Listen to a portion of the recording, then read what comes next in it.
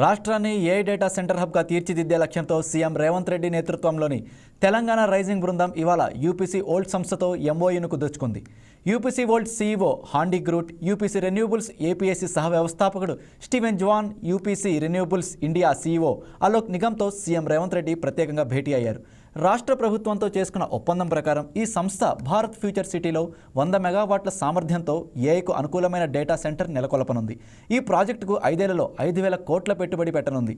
ఈ ప్రాజెక్టు నిర్మాణ దశలోనే 3,000 మందికి పైగా ప్రత్యక్షంగా పరోక్షంగా ఉద్యోగ అవకాశాలు లభించనున్నాయి. డేటా సెంటర్ ప్రారంభమైన తర్వాత మరో 800 మందికి ఉద్యోగ అవకాశాలు ఉంటాయని తెలంగాణ రైజింగ్ బృందం తెలిపింది.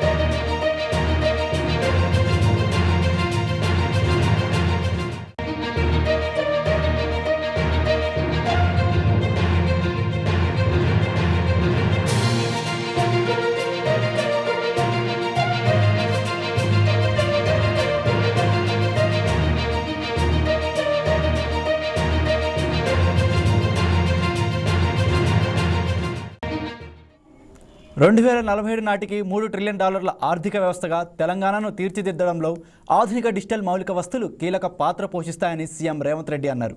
పర్యావరణ పరిరక్షణతో పాటు అభివృద్ధిని సాధించడమే రాష్ట్ర లక్ష్యమని స్పష్టం చేశారు.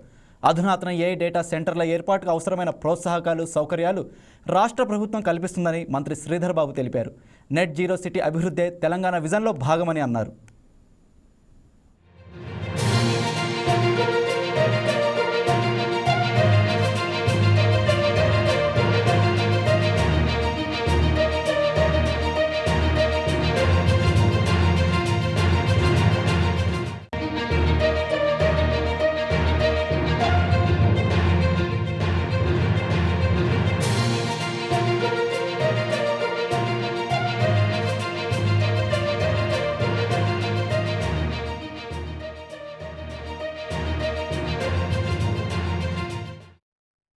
Please subscribe to YK TV Network. Please subscribe to YK TV. Please watch YK News.